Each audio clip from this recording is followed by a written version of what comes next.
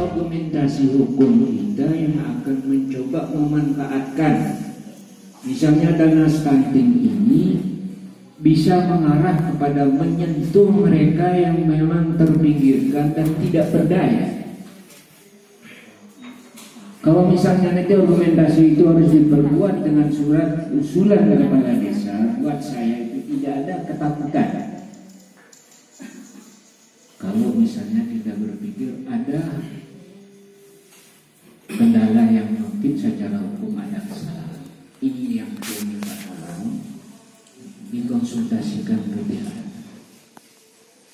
Biar pada merasa ketika tambah dua dia tidak wujudkan. Ya memang umum wajar manusiawi, aku memang dia mampu atasi persoalan ketika dia jadi kewenangan. Barang kesimpulan apa langkah yang harus ditempuh mengenai persiapan kita tanggap terhadap COVID-19. Surat edaran Bupati Munasijen dia katakan, Bismillahirrahmanirrahim. Assalamualaikum warahmatullahi wabarakatuh. Menunjuk surat edaran Menteri Desa Pembangunan Daerah Tertinggal dan Transmigrasi nomor 08 tahun 2020 tentang desa tanggap COVID-19 dan penegasan pada Karya Tunai Desa tanggal 24 Maret 2020 dan Surat Menteri Dalam Negeri nomor 141257 SJ perihal saran penundaan pelaksanaan pemilihan kepala desa serentak dan pemilihan kepala desa antar waktu tanggal 24 Maret 2020 diminta perhatian saudara akan hal berikut. Ulang sekali, Padat Karya Tunai Desa PKTD dana desa digunakan menggunakan pola padat karya tunai desa PKTD melalui pengelolaan secara swakelola serta pendaya gunaan sumber daya alam, teknologi tepat guna, inovasi dan sumber daya manusia desa.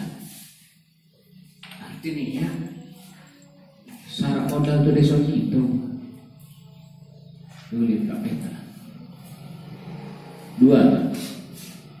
Pekerja diprioritaskan bagi anggota keluarga miskin, penganggur, setengah penganggur, serta anggota masyarakat marginal lainnya.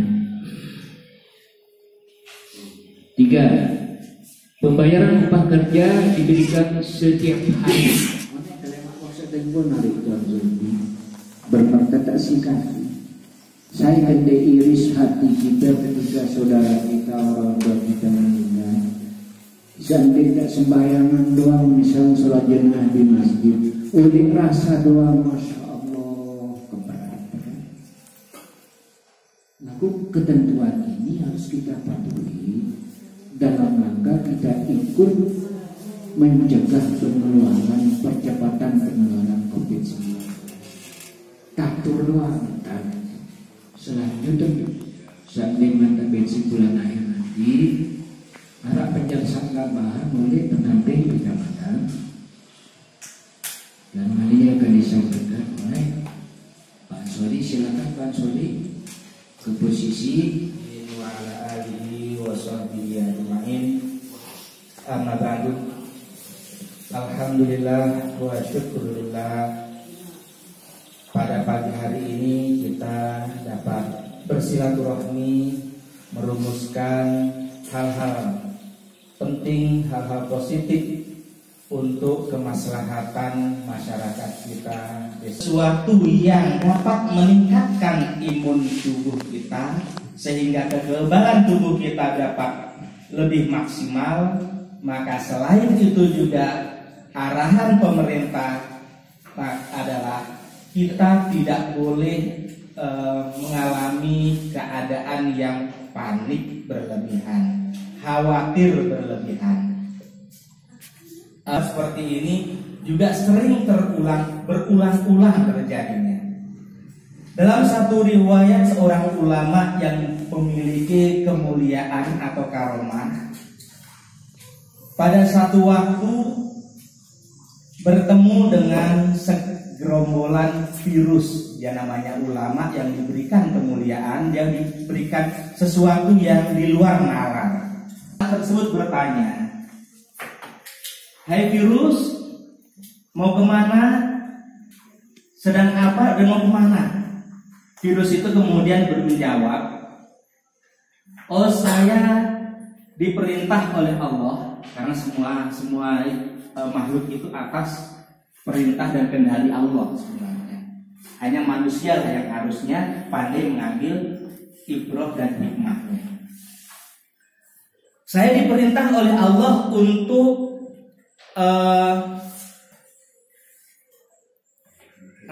menjangkiti masyarakat Damaskus waktu itu." Terus berapa targetnya, singkat cerita? Berapa target yang harus kamu sasar, kata ulama, terhadap virus tersebut? "Oh, saya diperintah hanya 1.000 orang. Oh ya. Setelah itu, singkat cerita, berpisahlah antara ulama dan virus tadi. Jarak beberapa lama, ternyata virus itu menjangkiti dan mengakibatkan korban masyarakat Damaskus lebih dari 1.000 orang, seperti yang dinyatakan oleh virus terhadap ulama tadi. Bahkan berjumlah sampai 5.000 orang. Kegiatan yang harus kita lakukan untuk mencegah COVID-19 ini menyebar di masyarakat kita. Dari sekian kegiatan yang disampaikan tadi, ada satu kegiatan yang belum disentuh sama kepala desa, kaitannya dengan pemberitahuan masyarakat kita yang akan pulang atau akan kembali ke desa,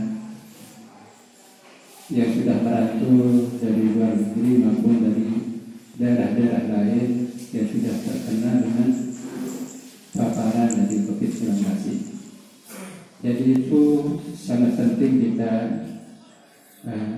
dapatkan informasi dari masing-masing keluarga kita, supaya kalau memang ada keluarga kita yang sedang menjalani pendidikan di luar daerah yang sedang terpapar COVID-19 ini mau kembali ke desa kita, jadi masyarakat itu harus melapor ke kepala desa atau petugas COVID yang sudah dibentuk di desa. Nanti petugas itu akan memberitahu ke petugas kabupaten, dan di bandara sudah ada tim yang akan menunggu di sana. Jadi sebelum mereka datang sampai ke desa, orang-orang yang akan kembali itu sudah akan diperiksa oleh petugas di bandara maupun di pelabuhan. Dan dia juga misalnya dia terpapar atau ada ciri-cirinya dia sudah kena, dia tidak akan sampai ke desa, dia akan dibawa langsung ke petugasnya. Itu sangat penting, saya kira itu kita harus lakukan itu. Mungkin bentuknya nanti sosialisasi harus disampaikan ke masyarakat.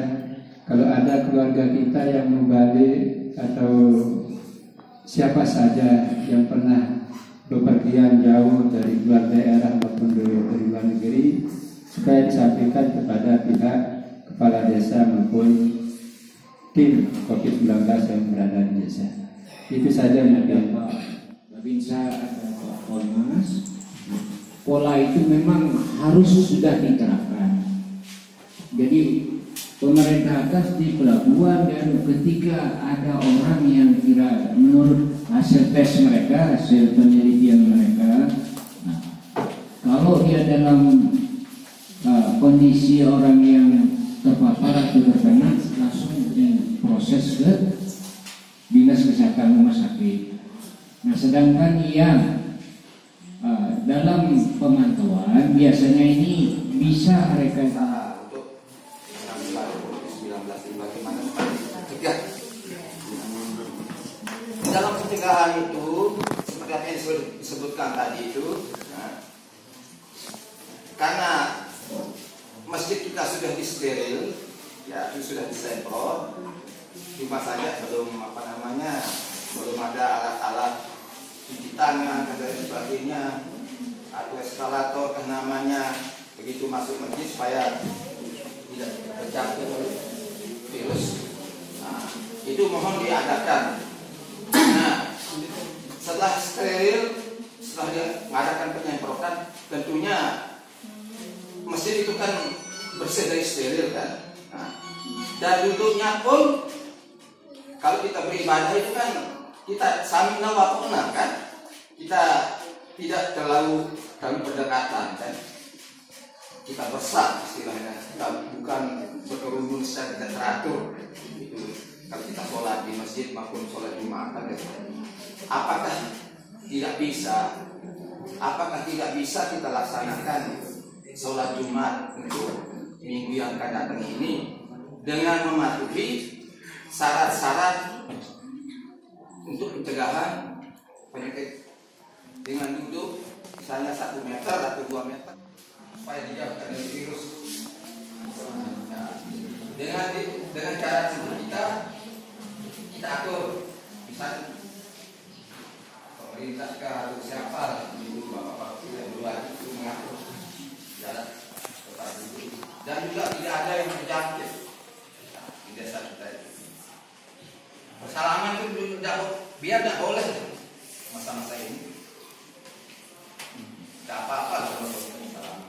Masih semacam ini sebelum keluar edaran atau aturan tentang penundaan atau penangguhan atau peniadaan sholat Jumat, dia sudah komunikasikan dengan segenap unsur. Misalnya pada saat kita Mi'raj, Isra Mi'raj, dia sudah bicarakan dulu hal tentang merekomendir bagaimana kriteria desa yang boleh Jumat dan tidak boleh Jumatan, termasuk alasan-alasan tadi yang diskusikan bersama camat. Ada Pak Guru, ada Pak Kapolsek, ada Pak Tanwani, dan sudah bicara. Jawabannya adalah pelarangan sementara peniadaan hari Jumat ini dan kegiatan yang sifatnya kumpul-kumpul, apakah itu pengajian, kemudian sholat Jumat aja paling inti dulu ya, itu tidak direkomendasikan untuk kita lakukan. Sedangkan penyemprotan, pencegahan itu dimaknai untuk menjaga-jaga.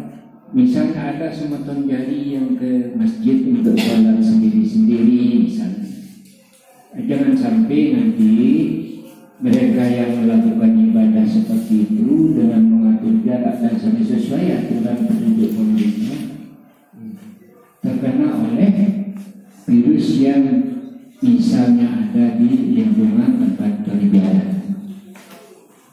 Jadi hingga saat ini, beribu maaf, sangat sudah potongan saran kepala desa atau maaf Pak Babinsa atau Pak Pengmas diman solah pakaian jauh bedil misal, potongan tak bala dengan ibadah, sangat isit kangen imat kepada satu.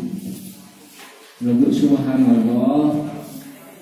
Jadi komunikasi sebut sampean arah di tempat bawa kau dia sebagai rakyat, sebagai umat.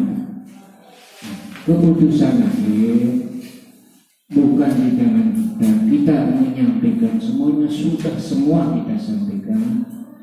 Sampai hari ini pun rekomendasi tentang izin untuk melakukan Jumatan itu tidak ada yang diberikan kepada kita dan kepada semua desa. Nah, mungkin usulan ini pun maaf tidak naga oleh itu doang. Semua desa hampir rata-rata problemnya mengharapkan ada aturan-aturan yang meringankan sehingga masyarakat bisa melakukan ibadah dengan baik. Tetapi pihak pengambil kebijakan dalam hal ini ya pemerintah ini tentu berangkat atau bermula dari pemerintah tertinggi dalam hal ini pemerintahan negara. Berarti bukan seperti tadi itu kita semua menginginkan yang terbaik, kita mau menginginkan yang surga, semua kita ingin surga, ada yang orang mau seperti itu lain lagi. Tapi dengan kondisi ini,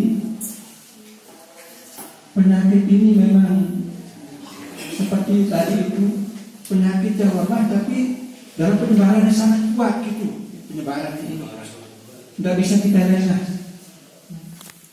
Itulah yang menyebabkan kita dari segi pemerintah, dari segi ulama mengambil kesimpulan, mari kita tekankan kegiatan kita di rumah, ibadah kita di rumah, bekerja dari rumah. Malah kita di kantor yang sudah berumur 50 tahun ke atas itu harus dari rumah tidak bekerja. Libur, Iya. Jadi kelompok seperti itu, itulah yang menyebabkan mari kita ambil kesimpulan seperti ini. Itulah yang menyebabkan pemerintah mengambil sikap seperti itu, karena penyakit ini sangat berbahaya dari segi penyebarannya. Itu yang paling kita takuti. Itu saja mungkin penambahan dari saya.